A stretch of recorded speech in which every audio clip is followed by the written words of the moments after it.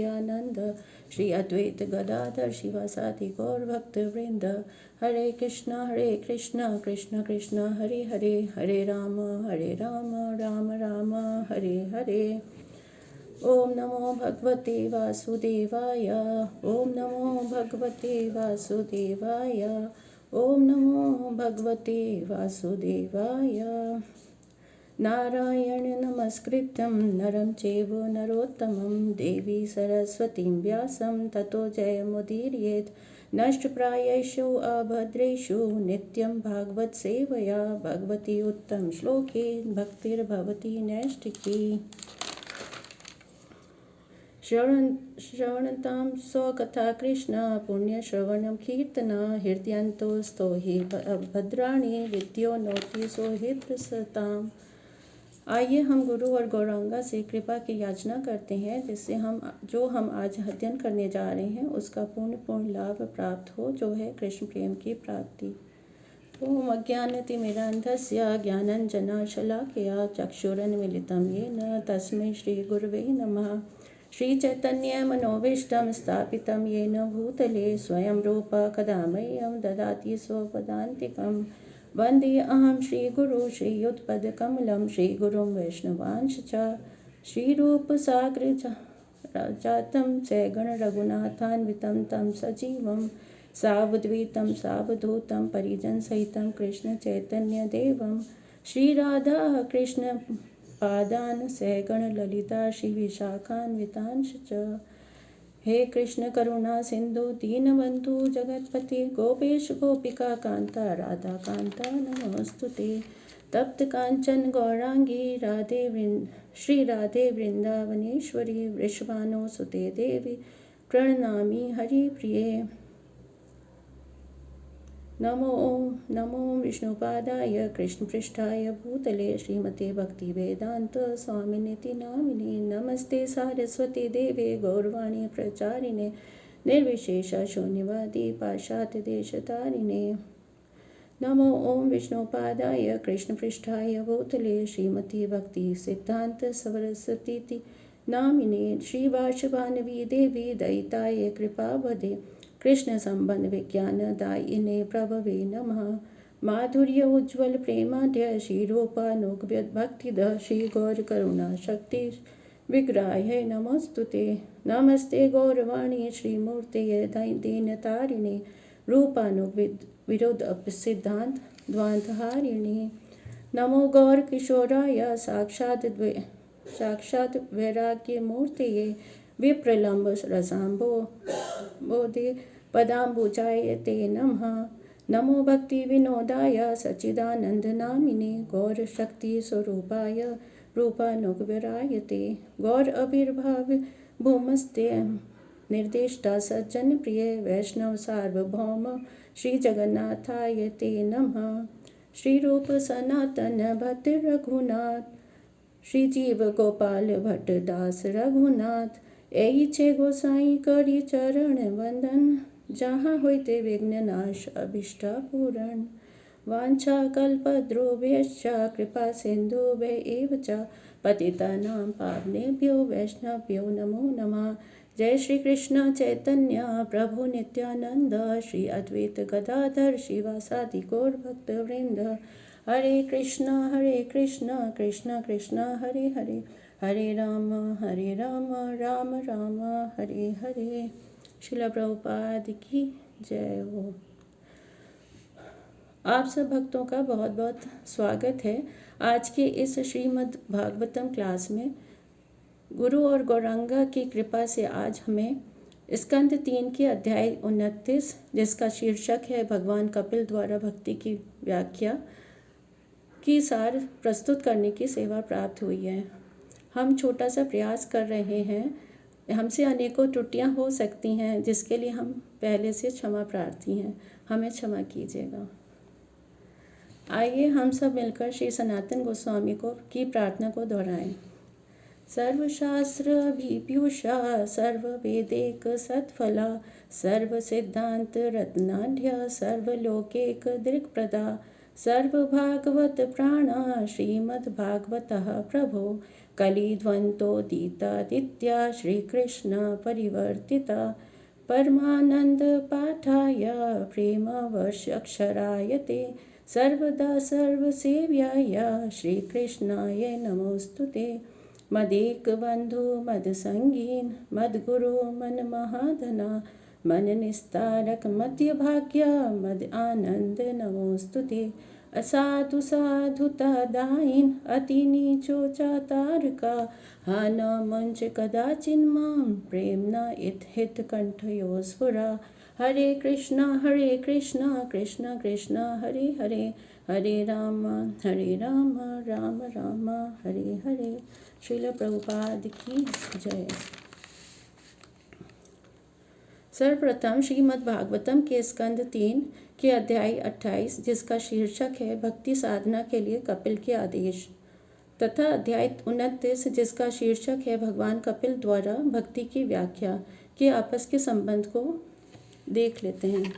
अध्याय 28 इंगित करता है कि शारीरिक तथा मानसिक तैयारी करके एकांत में बैठना और श्वास नियंत्रण प्राणायाम का अभ्यास करके कैसे समाधि और ध्यान को केंद्रित किया जा सकता है। वहीं अध्याय 29 इन अभ्यासों को आगे बढ़ाता है और बताता है कि कैसे भक्ति के माध्यम से जीव माया के बंधनों से मुक्त होकर भगवान के धाम तक पहुंच सकता है, जो कि मनुष्य जीवन की परम सिद्धि है। भक्त आत्म साक्षात्कार प्राप्त करता है और सीखता है कि कैसे भक्ति के माध्यम से जीव परम सत्य के प्रति प्रेम और समर्पण विकसित करता है, जिससे माया की शक्ति पर विजय प्राप्त हो सकती है। आइए अध्याय 29 का विभाजन देख लेते हैं। इस अध्याय में टोटल 45 श्लोक हैं और इन्हें 5 भागों में बांटा गया है। पहला भाग 1 से 6 श्लोक हैं जिसमें माता देवहूति के प्रश्न हैं। दूसरा भाग 7 से 20 श्लोक हैं, इसमें भगवान कपिल द्वारा भक्ति के विभिन्न वर्गों का वर्णन है। तीसरा भाग 21 से 27 श्लोक के हैं, भक्ति में आने वाले अपराध और उनका समाधान के विषय में बताया गया है। चौथा भाग 28 से 36 श्लोक हैं, इसमें जीवों की क्रमिक विकास की स्थिति बताई गई है। पांचवा और अंतिम भाग है 37 से 45 श्लोकों का, इसमें काल का स्वरूप का वर्णन किया गया है। आइए इन्हें विस्तार से देखते हैं। माता देवहूति ने कुछ प्रश्न अध्याय 26 में पूछ लिए हैं। आगे माता देवहूति भगवान कपिल से भक्ति के मार्ग की व्याख्या करने के आग्रह कर रही हैं, जो कि समस्त दार्शनिक प्रणालियों की चरम परिणति है। इस प्रश्न का उत्तर भगवान कपिल इसी अध्याय के 7 से 34 श्लोकों में देंगे। श्लोक 1 और 2 में श्रील प्रभुपाद समझाते हैं कि बद्ध जीव पर काल का प्रभाव होता है और उसे भौतिक कार्यकलापों से विरत करने हेतु समय का अपव्यय होता है। वह पुनः पुनः जन्म लेता है और बड़ा होता है, फिर जरा व्याधि से ग्रस्त होकर मृत्यु को प्राप्त होता है। जीवात्मा को शरीर बदलने के चक्र से बाहर निकालना ज़्यादा श्रेयस्कर है, तभी उसे नित्य चीज़ें मिल पाएंगी, अन्यथा यहीं भटकता रहेगा। जो भी ज्ञान है उसका लक्ष्य भगवत भक्ति होना चाहिए। जीवन का उद्देश्य भक्ति के सिद्धांतों का पालन करते हुए अंततो गत्वा पूर्णतया भगवत प्रेम प्राप्त करना है। सांख्य दर्शन सारे जगत का विश्लेषणात्मक अध्ययन है। मनुष्य को हर वस्तु की प्रकृति तथा उसके गुणों का परीक्षण करके समझना होता है। प्रकृति, जीव तथा परमात्मा के वैज्ञानिक अध्ययन से भगवत भक्ति का मूल सिद्धांत समझा जा सकता है। आगे माता देवहूति अगला प्रश्न करती हैं और पूछती हैं कि उनके स्वयं तथा सभी के लिए जन्म मृत्यु की निरंतर चलने वाली प्रक्रिया का विस्तार से वर्णन करें, जिससे भौतिक जगत से विरक्ति प्राप्त कर सकें। यहाँ संस्कृति शब्द आया है, जिसका अर्थ है जन्म मरण के पथ पर संसार के गहनतम भाग की ओर निरंतर यात्रा। इसी की व्याख्या करने का आग्रह माता देवहूति करती हैं। भगवान कपिल से अगला प्रश्न माता देवहूति पूछती हैं कि काल का भी वर्णन करें। जो आपके स्वरूप का प्रतिनिधित्व करता है और जिसके प्रभाव से सामान्य जन पुण्य कर्म करने में प्रवृत्त होते हैं। काल के विषय में भगवत गीता के अध्याय 11 विराट रूप में भी भगवान कहते हैं, मैं काल हूँ, किंतु भक्ति नहीं करते उनके समक्ष भगवान काल रूप में आते हैं। इस प्रश्न का उत्तर भगवान कपिल इसी अध्याय के श्लोक 35 से 45 में देंगे। श्रील प्रभुपाद काल के विषय में समझाते हैं कि काल हमारे समस्त कर्मों के फल को निगल सकता है। जितनी शरीर की आयु है उतनी ही काल की निगल ली होती है, उतनी आयु घट चुकी होती है। लोग पुण्य कर्म करते हैं जिससे उन्हें पशु योनि में जाना ना पड़े। ब्रह्मलोक में भी व्यक्ति की मृत्यु होती है क्योंकि वहाँ पर भी काल का प्रभाव होता है। आध्यात्मिक जगत में काल का कोई प्रभाव नहीं होता। जीवात्मा तथा भगवान सत्यचित आनंद विग्रह हैं। आत्मा शाश्वत है, वह कभी खत्म नहीं होती। आगे माता देवहूति भगवान कपिल की स्तुति करती हुई कहती हैं कि आज सूर्य के समान है, आप सूर्य के समान हैं, जिससे अंधकार में रहने वाला बद्धजीव आपके प्रकाश से मुक्ति प्राप्त करता है। आप 5 प्रकार के व्यक्ति को प्रकाश प्रदान करते हैं। पहले उनको जो अहंकार से अंधे हैं, दूसरे उनको जो ज्ञानहीन हैं, तीसरे उनको जो अज्ञान के अंधकार में सोए हुए हैं, चौथे उनको जिनके पास कोई आश्रय नहीं है, पांचवे उनको जो भौतिक आसक्ति से थक चुके हैं। श्रीमती देवहूति उन सामान्य जनों की दयनीय स्थिति के प्रति अत्यंत कृपालु हैं, जो जीवन का लक्ष्य न जानते हुए मोह के गहन अंधकार में सुप्त पड़े हुए हैं। भक्ति योग का यहाँ वर्णन हुआ है, जो बुद्ध जीवों के उद्धार के लिए सूर्य प्रकाश के तुल्य है। जीवन में यदि कोई निराशा है, अंधकार है, तो वो सब दूर हो सकता है जब कोई कृष्ण भावनामृत मार्ग को अपनाता है। आगे मैत्री मुनि तथा विदुर का संवाद के द्वारा बताया जा रहा है कि भगवान को तो वो ज़्यादा प्रिय होते हैं जो दूसरों के लिए प्रार्थना करते हैं। माता देवहूति हम सब पतित बद्ध जीव के लिए चिंतित हैं। भगवान कहते हैं, भगवत गीता के रहस्य को जो दूसरों को बताता है उससे अधिक प्रिय मुझे कोई भी नहीं है। इसलिए भगवान कपिल भी माता देवहूति पर अति कृपालु हो गए हैं।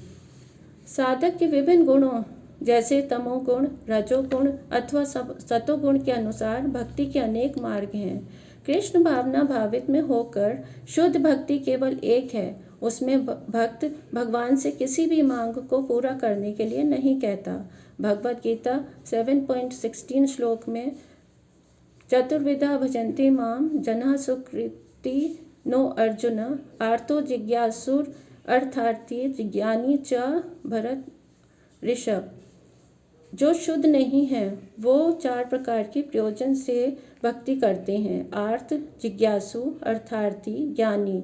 ये 4 प्रकार के लोग अलग अलग उद्देश्य से भक्ति करते हैं। आर्त जो दुखी हैं वो अपने दुख को खत्म करने आते हैं। कोई जिज्ञासा को शांत करने आता है, कोई धन प्राप्त करने के लिए आता है और कोई ज्ञान प्राप्त करने के लिए आते हैं। भक्ति मार्ग अद्वितीय है। श्रील प्रभुपाद आगे बताते हैं कि जो तामसी व्यक्ति हैं वो तमोगुणी प्रधान भक्ति करता है।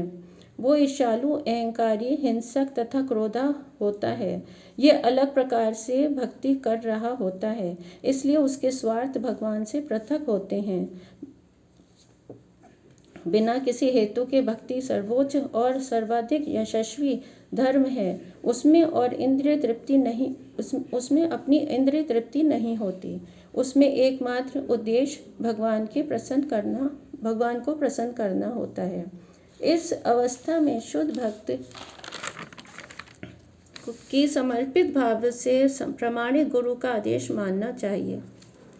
जो व्यक्ति गर्वित रहकर ईर्ष्यालु रहता है, प्रतिशोध करता है तथा क्रोधित होता है, उसे श्रील प्रभुपाद बताते हैं कि यह मिश्रित और निम्नतम कोटि अथवा तामसः भक्ति है। श्रील विश्वनाथ चक्रवर्ती प्रभुपाद का उपदेश है, ऐसे व्यक्ति से दूर रहना चाहिए, उसकी संगति नहीं करनी चाहिए। भगवान कपिल आगे कहते हैं, जो अपना ऐश्वर्य दिखाकर भक्ति करते हैं वो राजसह अथवा रजोगुणी भक्त कहलाते हैं। पृथकतावादी वे हैं जो परमेश्वर के हित से अपने हित को पृथक देखता है। शुद्ध भक्ति में भगवान का मन तथा भक्त का मन एक होना चाहिए। भक्त को केवल भगवान की इच्छाओं को पूरा करने के सिवाय और कुछ कामना नहीं करनी चाहिए। इसे ही एकात्मता कहते हैं। जब व्यक्ति का रंच मात्र भी व्यक्तिगत स्वार्थ निहित होता है तो उसकी भक्ति त्रिगुण अथवा 3 गुणों से मिश्रित होती है। जब भक्त भगवान की पूजा करता है और अपनी कर्मों की त्रुटि से मुक्त होने के लिए अपने कर्म फलों को अर्पित करता है तो उसकी भक्ति सात्विक अथवा सतोगुणी होती है। 4 वर्ण तथा 4 आश्रम के अपने अपने कर्म होते हैं जिन्हें भगवान को प्रसन्न करने के लिए संपन्न करना होता है। जब ऐसे कार्यों को संपन्न करके इनके फलों को परमेश्वर को अर्पित कर दिया जाता है तो वे कर्मार्पणम कहलाते हैं। किंतु यदि भगवान की प्रसन्नता के लिए समर्पित नहीं हुआ तो स्वार्थ भिन्न हो जाता है। श्री रूप गोस्वामी भक्ति रसामृत सिंधु में बताते हैं शुद्ध भक्ति की परिभाषा। अन्य अभिलाषिता शून्यम ज्ञान कर्माध्यान कृतम आनुकूल्येन कृष्णानुशीलनम भक्तिर उत्तमा।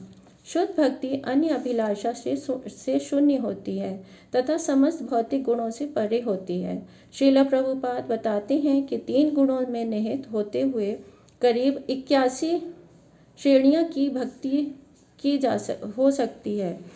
भक्ति संबंधी कार्यों को 9 प्रकार में विभाजित किया जाता है। श्रवणम, कीर्तनम, विष्णु स्मरणम, पाद सेवनम, अर्चना, वंदनम, दास्यम, साख्यम, आत्मनिवेदन। और इन्हें पुनः गुणों के अनुसार 3-3 श्रेणियों में बांटा जा सकता है। 3 गुणित 9 बराबर 27 और जब फिर इसे 3 से गुणा करते हैं तो 81 आता है। शुद्ध भक्ति के स्तर तक पहुँचने के लिए ऐसी समस्त मिश्रित भक्ति के पार कर जाना होता है। आगे भगवान कपिल बताते हैं कि 3 गुणों से परे शुद्ध भक्ति के लक्षण क्या क्या हैं। जब मनुष्य का मन प्रत्येक व्यक्ति के हृदय के भीतर स्थित भगवान के दिव्य नाम तथा गुणों के श्रवण की ओर तुरंत आकृष्ट हो जाता है तो प्रकृति के 3 गुणों से ऊपर उसकी भक्ति का प्राकट्य होता है, अर्थात निर्गुण भक्ति का प्राकट्य होता है। इसको इस उदाहरण से और स्पष्ट समझा जा सकता है। जिस प्रकार गंगा का पानी स्वभावतः समुद्र की ओर बहता है, उसी प्रकार भक्ति में व्यक्ति बिना रोक टोक के परमेश्वर की ओर प्रभावित होता है। शुद्ध भक्त पहले से ही दिव्य अवस्था को प्राप्त रहता है और उसके तथा परमेश्वर के बीच का आकर्षण सहज होता है। यहाँ अविच्छिन्न शब्द का अर्थ है बिना रुकावट के। शुद्ध भक्त के भक्ति प्रवाह को कोई भौतिक परिस्थिति रोक नहीं सकती। उसका प्रेममयी सेवा के पीछे कोई हेतु नहीं होता, कोई अभिलाषा नहीं होती। विशुद्ध भक्ति का यह पहला लक्षण है। इसे अन्य अभिलाषिता शून्यम भी कहा जाता है। कभी कभी देवताओं के उपासक अपनी भौतिक इच्छा को इस प्रकार प्रदर्शित करते हैं जैसे कि वो भगवान विष्णु अथवा कृष्ण के निमित्त कर रहे हों। अव्यवहिता अर्थात बिना विश्राम के 24 घंटे भगवान की सेवा में बीतता है। इसका उल्लेख उपदेशामृत में भी आता है। भक्त का स्वार्थ परमेश्वर की इच्छा पूर्ति के अतिरिक्त और कुछ नहीं होता है। ये सारी शुद्ध भक्ति के लक्षण हैं और शुद्ध भक्ति प्रकृति के सारे कल्मशों से मुक्त होती है। आगे कपिल भगवान कहते हैं, शुद्ध भक्त को किसी भी प्रकार का मोक्ष नहीं चाहिए होता, भले ही वे भगवान द्वारा क्यों न दिए जा रहे हों। जैसे चैतन्य महाप्रभु अपने शिक्षाष्टकम में बताते हैं, न धनम न जनम न सुंदरिम कविताम व जगदीश कामये मम जन्मनीश्वरे भवताद भक्ति रहेतु की त्वयि। अर्थात हे प्रभु, मैं आपसे ना तो कोई संपत्ति चाहता हूँ, ना ही सुंदर पत्नी चाहता हूँ और ना अनेक अनुयायी चाहता हूँ। मैं आपसे इतना ही चाहता हूँ कि जन्म जन्मांतर आपके चरण कमलों का शुद्ध भक्त बना ही रहूँ। शुद्ध भक्त हमेशा चाहता है कि वो जहाँ भी रहे, जैसे भी रहे, हमेशा भगवान की सेवा करता रहे। वह अपना अस्तित्व को समाप्त नहीं करना चाहता। भक्त भगवान की सेवा करने में इतना इच्छुक रहता है कि उसे पांचों प्रकार के मोक्ष भी कोई महत्व नहीं रखते। जब वह वैकुंठ लोक जाता है तो उसे 4 प्रकार की सुविधाएं प्राप्त होती हैं। सालोक्य अर्थात भगवान के लोक में वास करना, श्राष्टि अर्थात भगवान के ऐश्वर्य के तुल्य भक्त का ऐश्वर्य, सामीप्य अर्थात भक्त भगवान के समीप रहता है, सारूप्य अर्थात भक्त का रूप भगवान जैसा रूप होता है, सायुज्य अर्थात ब्रह्म में लीन होना। भक्त यह भी नहीं चाहता। शुद्ध भक्त इन पांचों प्रकार के मोक्षों को प्रदान किए जाने पर भी स्वीकार नहीं करता। भक्त के लिए भौतिक या आध्यात्मिक संबंधता कोई महत्व नहीं रखती, जैसा कि प्रहलाद महाराज को हम सब ने समझा है। उनकी एकमात्र आकांक्षा रही भगवान की सेवा, जिसमें सर्वोच्च सुख की प्राप्ति होती है। आगे भगवान कपिल बता रहे हैं कि मनुष्य भक्ति का उच्च पद प्राप्त करके प्रकृति के तीनों गुणों को पार कर सकता है। इस प्रकार वह भगवान के सामान्य दिव्य पद पर स्थित हो सकता है।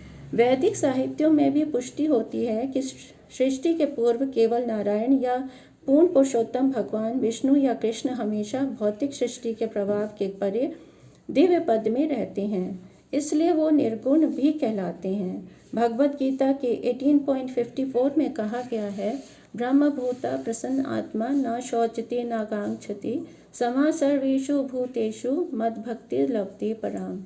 ब्रह्मभूता प्रसन्न आत्मा मुक्ति की अवस्था है, अर्थात वह व्यक्ति जो निरंतर कृष्ण की भक्ति में संलग्न रहता है और दिव्य अवस्था को प्राप्त होता है। इस प्रकार स्पष्ट हो जाता है कि शुद्ध भक्ति से ही व्यक्ति भगवान के समान हो जाता है। आगे श्लोक 15 से 18 में मन की शुद्धि के लिए भक्ति के विभिन्न अंग बताए हैं। एक भक्त को अपने भक्ति के कार्यों को नियमित रूप से संपन्न करने चाहिए और साथ ही वह कार्य यश प्रदान करने वाले एवं हिंसा रहित होने चाहिए। श्रील प्रभुपाद बताते हैं कि हर वर्ग के व्यक्ति अपने अपने निर्धारित कार्य करते हुए भगवान की भी सेवा कर सकते हैं। ब्राह्मण वर्ग अपनी बुद्धि के प्रयोग से तथा क्षत्रिय अपनी सैन्य चातुरी से भगवान की सेवा कर सकता है, जैसा कि अर्जुन ने कृष्ण की सेवा की। हर एक व्यक्ति का कर्म महत्वपूर्ण है यदि वह निष्काम भाव से भगवान की भक्ति के लिए किया जाए। यही शुद्ध भक्ति है। साथ ही हमें हिंसा से बचना चाहिए। आगे भगवान कपिल बता रहे हैं कि भक्त को नियमित रूप से मंदिर में विग्रह की पूजा अर्चना वंदना करनी चाहिए तथा प्रत्येक जीव को आध्यात्मिक दृष्टि से ही देखना चाहिए। भक्त को सात्विक भाव से वैराग्य दृष्टि रखनी चाहिए। एक नव दीक्षित मंदिर में विग्रह को मूल भगवान से भिन्न मानता है, किंतु एक उन्नत भक्त मंदिर के अर्चा विग्रह को साक्षात परमेश्वर मानता है।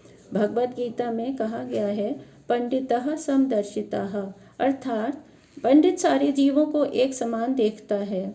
श्रील प्रभुपाद यहाँ एक उदाहरण से समझाते हैं कि थोड़ी बुद्धि का उपयोग भी करना चाहिए। जैसे शेर भी भगवान का अंश है, किंतु उसे गले नहीं लगाया जा सकता। इस प्रकार भक्त को सिर्फ कृष्ण भक्त से ही संगति करनी चाहिए। जो भी विष्णु को भगवान के रूप में स्वीकार करता है वह वैष्णव है। श्री रूप गोस्वामी भी श्री उपदेशामृत में पुष्टि करते हैं कि मनुष्य को उमंग, धैर्य तथा विश्वास के साथ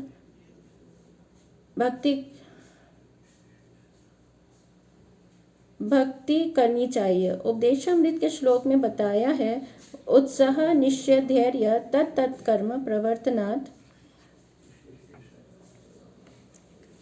प्लीज म्यूट कर लीजिए कौन।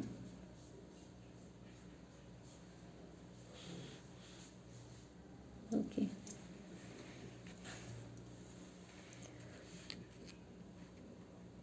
ठीक है मुझे, थैंक यू।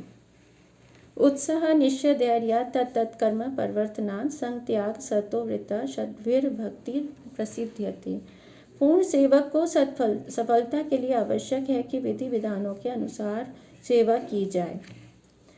एक मध्यम अधिकारी के गुण होते हैं कि वह गुरु तथा आचार्यों को ऊंचा सम्मान प्रदान करे। उसे दीनों पर दयालु होना चाहिए और अपनी बराबरी के व्यक्तियों से मित्रता करनी चाहिए, किंतु उसके सारे कार्यकलाप नियम पूर्वक तथा इंद्रिय संयम के साथ संपन्न होने चाहिए। आध्यात्मिक विषयों का श्रवण करना चाहिए, भगवान के पवित्र नामों का कीर्तन करना चाहिए, सरल और सत्यनिष्ठ आचरण को अपनाना चाहिए, संत पुरुषों की संगति करनी चाहिए और अहंकार का त्याग करना चाहिए। भक्तों को दीनों पर दयालु होना चाहिए, अर्थात जो कृष्ण भक्त नहीं हैं उन पर दया दिखाना। उसे अन्य भक्तों के साथ मित्रता करनी चाहिए, जिससे परस्पर विचार विमर्श करके वे एक दूसरे को आध्यात्मिक बोध के पथ पर अग्रसर करा सकें। यही इष्ट गोष्ठी कहलाती है। भगवद गीता 10.9 में भी कहा गया है, मत चित्ता मद्गत प्राणा बोधयन्ता परस्परम कथयन्तश्च माम नित्यम तुष्यन्ति च रमन्ति च। भगवान अपनी कपिल आगे भक्त के अंगों की व्याख्या करते हुए बताते हैं कि भक्त को आध्यात्मिक बात ही सुननी चाहिए तथा समय का सदुपयोग करें और भगवान के पवित्र नाम के जप में अपने आप को लगाएं।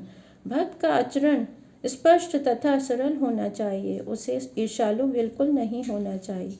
भक्तों से मित्रता अधिक रखनी चाहिए और अन्य सामान्य लोगों से सदाचार का व्यवहार बनाकर रखना चाहिए। जैसे सनातन गोस्वामी सभी के हित के विषय में हालचाल लेते रहते थे। श्रील प्रभुपाद यहाँ समझाते हैं कि यदि हम आध्यात्मिक जीवन की वास्तविकता को समझना चाहते हैं तो हमें कठोर शासनों का पालन करना चाहिए तथा इंद्रियों को नियंत्रण में रखना चाहिए। जीवन निर्वाह करने के लिए कम से कम वस्तुएं अपने पास रखनी चाहिए जितनी की आवश्यकता है। केवल भक्ति से संबंधित विधि विधानों का पालन करना चाहिए जिनसे वास्तविक प्रगति हो सके। भगवद गीता के अनुसार भक्त के 18 गुण हैं, जिनमें से सादगी, सरलता, अमानित्वम अथवा अपना सम्मान नहीं करवाना, अदम्भितम अथवा अहंकार रहित होना, अहिंसा अथवा हिंसक नहीं बनना, सहिष्णु गुरु अपनाना चाहिए। अपनी इंद्रियों को वश में करके प्रमाणित स्रोतों से श्रवण करना चाहिए जिससे आध्यात्मिक जीवन में प्रगति हो जाए। आचार्यों से उपदेश सुने और अपने जीवन में उतारना चाहिए। साधना अपनी अच्छी करनी चाहिए, जैसे सुबह ही अपना जपा पूर्ण करना और अति उत्तम रहता है। भगवान चैतन्य के आध्यात्मिक उन्नति के मूलभूत सिद्धांत के रूप में भगवान के पवित्र नाम के कीर्तन पर विशेष बल दिया है। आर्जवेन का अर्थ है बिना कूटनीति के। भक्त को अपने हितार्थ कोई योजना नहीं बनानी चाहिए। असत संग त्याग, यही वैष्णव आचार, ये चैतन्य महाप्रभु का उपदेश था। असत वह है जो भौतिक दृष्टि से अनुरक्त है, जो भगवान का भक्त नहीं है तथा स्त्रियों या भोग्य वस्तुओं के प्रति अत्यधिक आसक्त रहता है। वैष्णव दर्शन के अनुसार ऐसा व्यक्ति अप्रिय पात्र है। चैतन्य महाप्रभु की शिक्षाष्टकम में बताया है, मनुष्य को रास्ते की घास से भी अधिक विनीत तथा वृक्ष से भी अधिक सहिष्णु होना चाहिए। तृणादपि सुनिचेन तरोरपि सहिष्णुनाम अमानिन अमान्यतेन कीर्तनीय सदा हरि। इस प्रकार ये सारे गुणात्मक से पूर्ण एक भक्त आध्यात्मिक जीवन में निश्चित रूप से प्रगति कर सकेगा। इन समस्त लक्षणों से संपन्न होने से अथवा अभ्यास करने से शुद्ध भक्ति उत्पन्न होगी। जब उसकी चेतना पूरी तरह शुद्ध हो लेती है तो वह भगवान के नाम के श्रवण मात्र से आकर्षित होने लगता है। जो व्यक्ति निरंतर कृष्ण भावना भावित भक्ति में संलग्न रहता है वह सर्वव्यापी परमात्मा को प्राप्त कर लेता है। जिस प्रकार फूलों की सुगंध को हवा लेकर जाती है, उसी तरह जो चेतना भगवान के दिव्य भाव से सिक्त है वह परमेश्वर के दिव्य अस्तित्व तक पहुंच जाती है। आगे भगवान कपिल बता रहे हैं, जो अज्ञानी होता है वो परमात्मा का अनादर करता है और जो अन्य जीव होते हैं उनसे द्वेष करता है, तो ऐसे कनिष्ठ अधिकारी हैं वो सिर्फ विग्रह पूजा में लगे रहते हैं और अन्य जीवों को मान्यता नहीं देते हैं। यहाँ श्रील प्रभुपाद समझाते हैं कि भक्त को चाहिए कि वो प्रत्येक वस्तु को कृष्ण से संबंधित समझे और उसी भाव से हर प्राणी की सेवा करे। हर वस्तु की सेवा करने का अर्थ है भगवान की सेवा में हर वस्तु को लगाना। जो मंदिरों में भगवान के विग्रह का पूजन करता है किंतु यह नहीं जानता कि परमात्मा रूप में परमेश्वर प्रत्येक जीव के हृदय में आसीन है, वह अज्ञानी है। और उसकी तुलना उस व्यक्ति से की जाती है जो राख में आहुतियां डालता है, अर्थात श्रम एव ही केवलम करता है। श्रील प्रभुपाद यहाँ कह रहे हैं, जो लोग अपने को किसी धार्मिक संप्रदाय से संबंध मानते हैं लेकिन हर जीव में तथा अन्यत्र सर्वत्र भगवान के अस्तित्व को स्वीकार नहीं करते, वे तमोगुण के अधीन हैं। अन्य शब्दों में भक्त को चाहिए कि किसी जीव की अवहेलना ना करे, भले ही कोई जीव कितना ही तुच्छ क्यों ना हो, सब में ईश्वर उपस्थित है। अतः प्रत्येक जीव के साथ सदैव व्यवहार होना चाहिए। जो भगवान में श्रद्धा रखते हैं किंतु अन्य जीवों में से ईर्ष्यालु हैं या शत्रुता पूर्वक व्यवहार रखते हैं, वे कभी भी मन की शांति प्राप्त नहीं कर पाते। अतः भक्त की दृष्टि परिपूर्ण होनी चाहिए। भक्त को बाह्य शारीरिक उपाधियां जैसे मैं इंजीनियर, डॉक्टर, PhD आदि की उपेक्षा नहीं करनी चाहिए। भक्तों से अपेक्षा की जाती है कि वे भगवान के उद्देश्य अथवा कृष्ण भावनामृत को सभी बद्ध जीवों तक पहुँचाएं और उन्हें आलोकित करें। उदाहरणार्थ, चैतन्य महाप्रभु के परम भक्त शिवानंद सेन ने एक कुत्ते को प्रसाद खिलाकर उसका उद्धार किया और उसे भवबंधन से मुक्ति मिल गई। आगे भगवान कपिल अपनी माता देवहूति से कहते हैं कि कोई व्यक्ति मेरे अर्चा विग्रहों को सही अनुष्ठानों तथा सामग्री से कितनी भी पूजा क्यों न करता हो, किंतु यदि सभी जीव में मेरी उपस्थिति नहीं देखता तो मैं उससे भी कभी प्रसन्न नहीं होता। भगवान भगवद गीता के 9.26 श्लोक में बताते हैं, पत्रम पुष्पम फलम तोयम यो में भक्तिया प्रयच्छति तदहम भक्ति उपहृत श्यामी प्रत्यात्मनः। अर्थात यदि कोई भक्त मुझे एक छोटा सा फूल, एक पत्ती, कुछ जल या छोटा सा फल भी प्रेम से अर्पित करता है तो मैं उसे स्वीकार करता हूँ। यदि प्रेमा भक्ति नहीं उत्पन्न हुई है तो चाहे कुछ भी अर्पण कर दो, भगवान उससे संतुष्ट नहीं होते। हर वस्तु भगवान के द्वारा उत्पन्न हुई है, हम केवल अपना प्रेम और कृतज्ञता प्रकट करते हैं। इसलिए प्रेम से भोग बनाना है, ऑफर करना है तथा प्रसादम रूप में ग्रहण करना उत्तम है। एक मध्यम अधिकारी का व्यवहार ऐसा होना चाहिए कि वे अपने समधर्मियों के साथ मित्र भाव रखे और अज्ञानियों के प्रति दयालु रहे। इस प्रकार प्रेम और दयालु भाव से प्रसादम वितरण करना चाहिए, अभक्तों के साथ संबंध नहीं रखना चाहिए। आगे भगवान 25 से 27 श्लोक में बताते हैं, जो प्रत्येक जीव में भगवान की उपस्थिति को देखते हैं उनके साथ भगवान का क्या व्यवहार होता है। जो हमारे गुरु, साधु एवं शास्त्र के निर्देश दिए गए हैं उन्हीं अनुसार कर्म करने चाहिए, जब तक अपने तथा अन्य जीवों के हृदय में भगवान की उपस्थिति का अनुभव न करने लगें। दूसरे शब्दों में, मनुष्य को अपने कर्तव्यों को सही निभाने में ही संतुष्ट रहना चाहिए। उसे अपना तथा भगवान के साथ का संबंध, जो कि एक दास का होता है, उसे अनुभव करना चाहिए। स्वकर्मकृत का अर्थ है ऐसा व्यक्ति जो अपने निर्दिष्ट कर्मों को पूरा करता है तथा बिना लापरवाही के अपने निर्दिष्ट कर्म करता है। आगे भगवान कह रहे हैं, जो अलग दृष्टिकोण अपने तथा अन्य जीवों के बीच में रखता है उसमें भगवान मृत्यु की प्रज्वलित अग्नि के समान महान भय उत्पन्न कर देते हैं। भक्त का दृष्टिकोण ऐसा होना चाहिए कि समस्त प्रकार में आत्मा तथा परमात्मा दोनों ही समान रूप से उपस्थित हैं। दान तथा सत्कार के साथ ही साथ मैत्रीपूर्ण आचरण तथा सबों पर सम दृष्टि रखते हुए मनुष्य को भगवान की पूजा करनी चाहिए, क्योंकि भगवान सभी प्राणियों में आत्मा के रूप में विद्यमान हैं। यह भ्रांति नहीं होनी चाहिए कि एक व्यष्टि आत्मा परमात्मा के तुल्य है। किंतु हर जीव में उपस्थित आत्मा भगवान का अंश है। भगवान के अंदर 6 ऐश्वर्य संपूर्ण मात्रा में है। वे किसी दरिद्र आत्मा के साथ अथवा पशु तक के साथ रहना स्वीकार कर लेंगे, किंतु गरीब अथवा दरिद्र कभी नहीं होंगे। मान श्रेष्ठ का सूचक है, अर्थात आदर श्रेष्ठ को दिया जाता है तथा दान उसको बताता है जो दान देता है या किसी कनिष्ठ पर दया दिखाता है।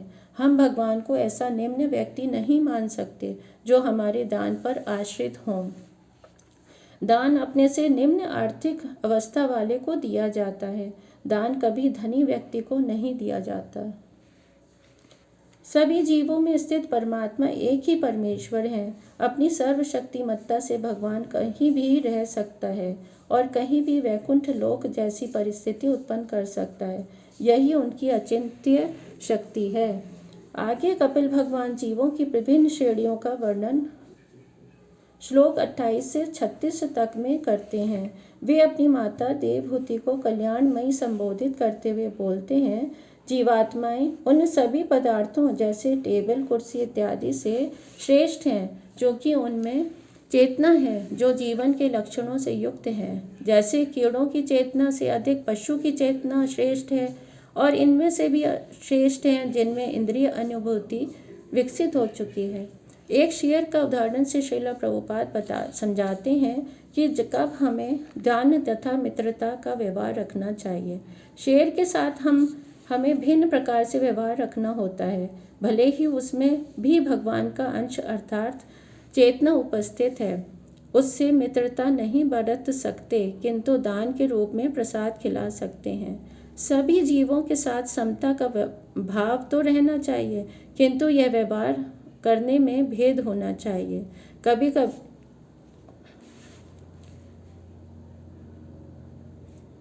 आगे श्रील प्रभुपाद जी बताते हैं कि वे जीव जिन्होंने अनुभूति का विकास कर लिया है, उनमें स्वाद की अनुभूति प्राप्त करने वाले जीव स्पर्श की अनुभूति करने वाले जीव से श्रेष्ठ हैं। इनसे भी श्रेष्ठ वे हैं जिन्होंने गंध की अनुभूति विकसित कर ली है, और इनसे भी श्रेष्ठ वे हैं जिनकी श्रवण करने की शक्ति विकसित हो चुकी है। यह ज्ञान वैदिक काल से चला आ रहा है, और यह सारा विकास क्रम वैदिक साहित्य में भी उपलब्ध है। काल रूपी सर्प से बचने के लिए हमें महामंत्र का ज़्यादा से ज़्यादा जप करते रहना चाहिए, जिससे हमारी चेतना सही दिशा में विकसित हो सके। आगे श्रील प्रभुपाद और भी जीवों की श्रेणियाँ बताते हैं कि ध्वनि सुनने वाले प्राणियों की अपेक्षा वे श्रेष्ठ हैं जो एक रूप तथा दूसरे रूप में अंतर जान लेते हैं। इनसे भी अच्छे वे हैं जिनके ऊपरी तथा निचले दांत होते हैं, और इनसे भी श्रेष्ठ अनेक पांव वाले जीव हैं। इनसे भी श्रेष्ठ चौपाई और 4 पैर वाले से भी चौपाई श्रेष्ठ हैं, और 4 पैर वालों से भी श्रेष्ठ हम 2 पैर वाले जीवात्माएं हैं। अब 2 पैर वाले मनुष्यों में भी गुण कर्म के आधार पर विभाजन है। ब्राह्मण समाज सर्वोत्तम समाज माना गया है, किंतु वे ब्राह्मण जो वेदों के जानकार हैं और अध्ययन किए हुए हैं, वो उत्तम श्रेणी के हैं। इनसे भी श्रेष्ठ वे हैं जो वेदों के वास्तविक तात्पर्य को जानने वाले हैं। इन्हें वैष्णव कहा गया है, जैसा कि भगवद गीता 15.15 में बताया गया है, सर्वस्य चाहम हृदय सन्निविष्टो मता स्मृतिर्ज्ञानम पोहनम च वेदेश च सर्वैर्हेमेव वेद्यो वेदांत कृद्वेद विदेव चाहम।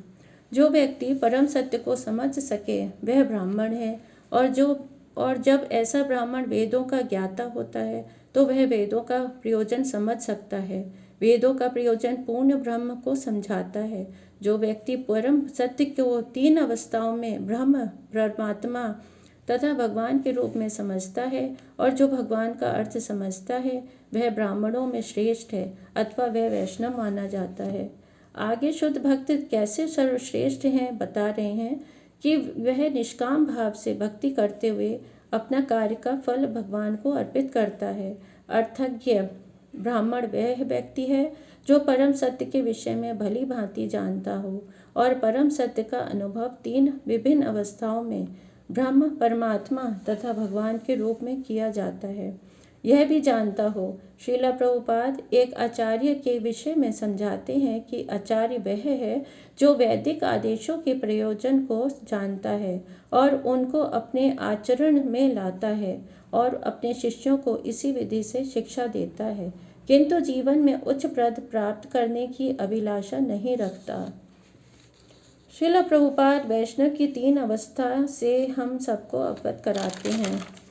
निम्न अवस्था वाले वैष्णव ब्रह्म विज्ञान को जानता है, किंतु अन्य को इस ज्ञान का उपदेश नहीं कर पाता।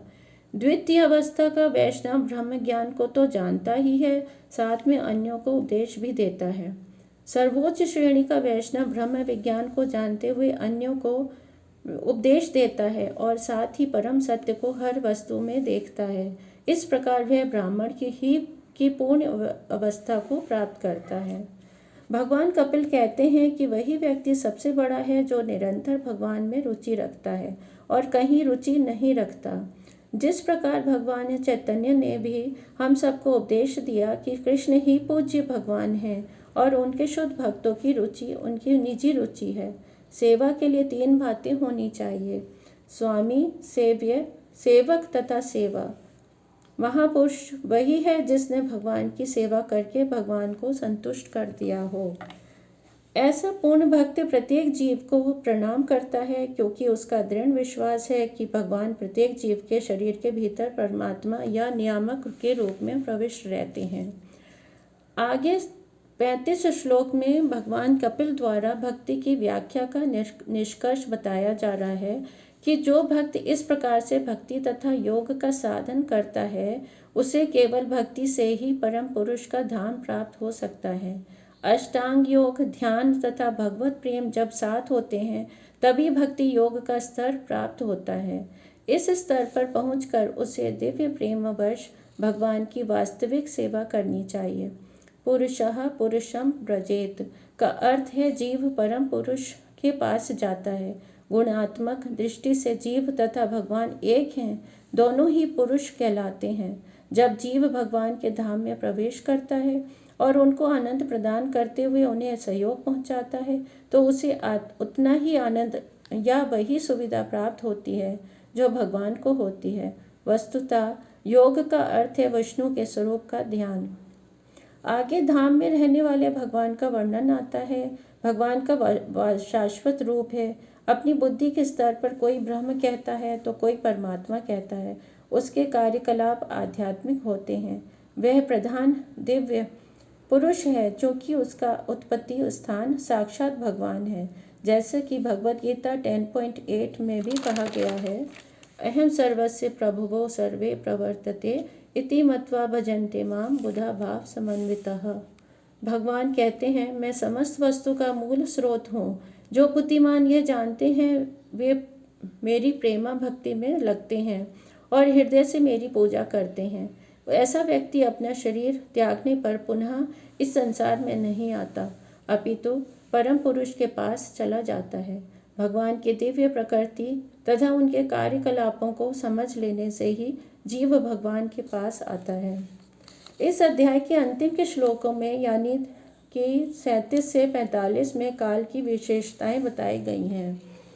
हर कोई काल की गतिविधियों से भयभीत रहता है, किंतु जो यह जानता है कि काल भगवान का दूसरा स्वरूप है, उसे काल प्रभाव से बिल्कुल भी भय नहीं होता।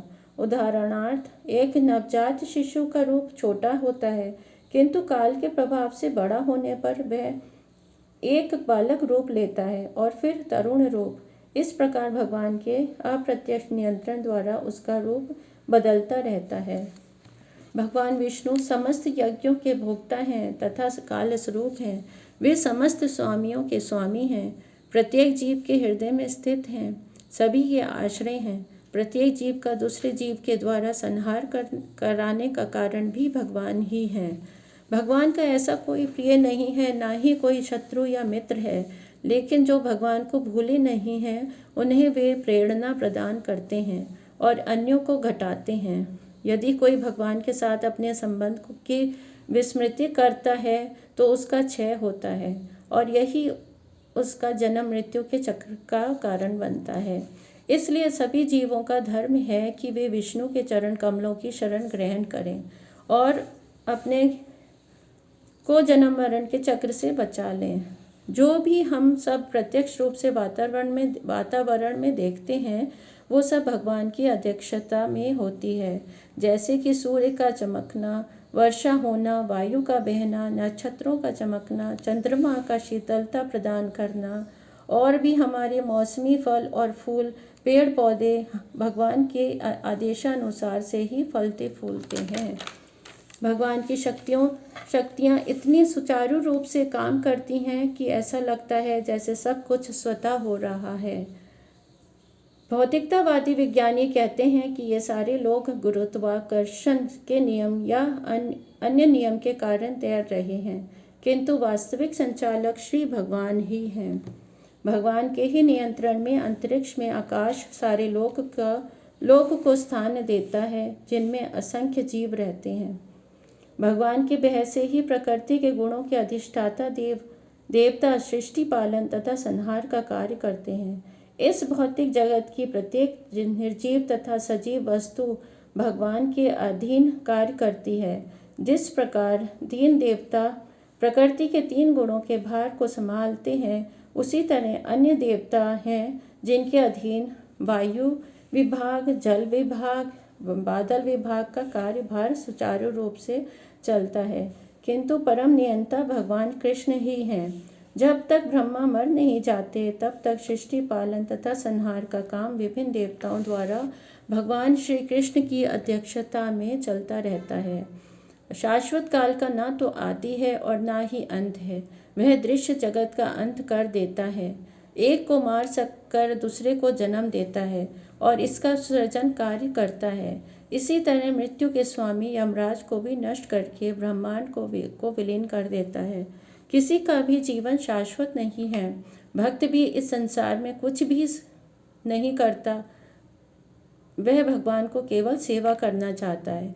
यही दास्य भाव शाश्वत है और सेवा भी शाश्वत बनी रहती है। इन्हीं शब्दों के साथ हम अपनी वाणी को विराम देते हैं। आप सबका बहुत बहुत धन्यवाद हमें इतने धैर्यपूर्ण सुनने के लिए। श्रील प्रभुपाद की जय। हरे कृष्णा। माता जी दंडवत प्रणाम।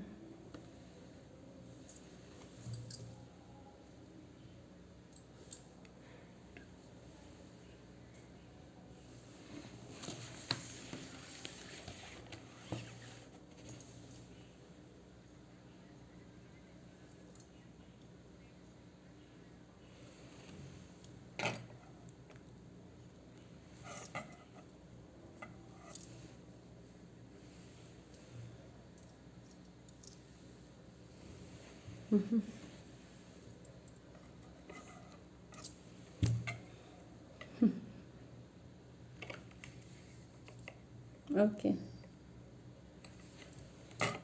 थैंक यू माता।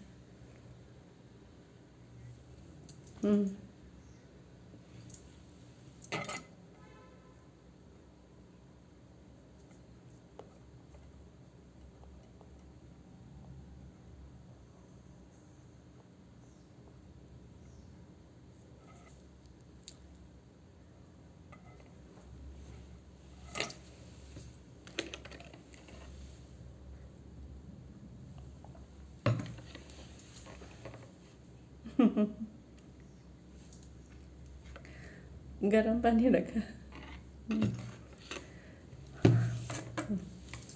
ठीक है माता जी। हरे कृष्णा।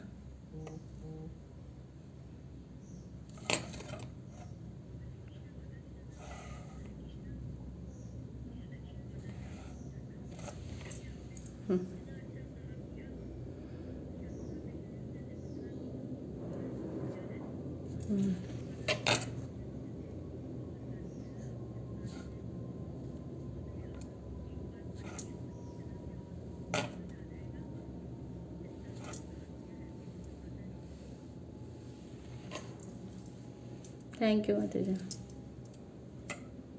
हरे कृष्णा माता जी। Thank you.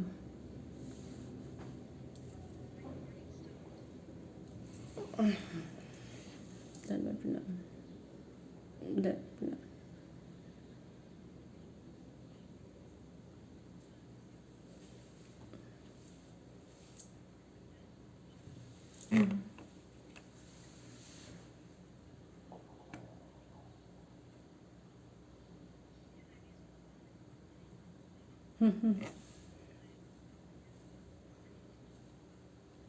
दंड प्रणाम।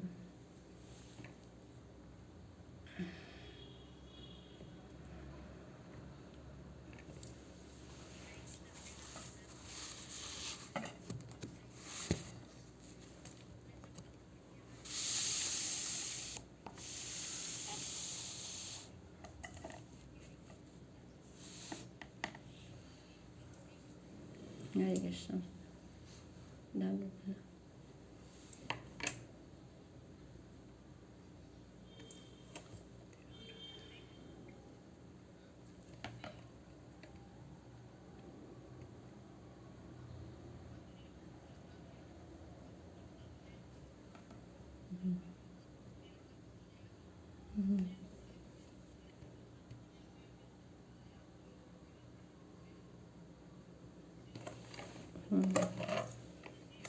हरे कृष्ण। हरे कृष्ण। दंड प्रणाम।